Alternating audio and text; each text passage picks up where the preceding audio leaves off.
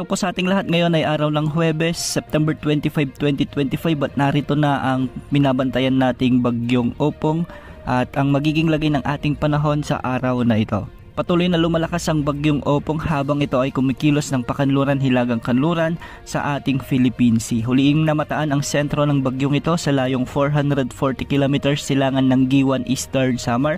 Taglay na nito ngayon ang lakas ng hangin na umaabot sa 110 km per hour malapit sa gitna at pagbugsong umaabot sa 135 km per hour. Kumikilos ito ngayon ng west-northwest o kanluran hilagang kanluran sa bilis na 20 km per hour. Kung mapapansin natin ay malawak na muli ang kaulapan na sakop ng bagyong ito at meron itong diametro na umaabot sa 450 km mula sa gitna. Dahil dito, nakataas na ang tropical cyclone wind signal number 2 sa Catanduanes, ang southern portion ng Albay, kasama na ang Sorsogon.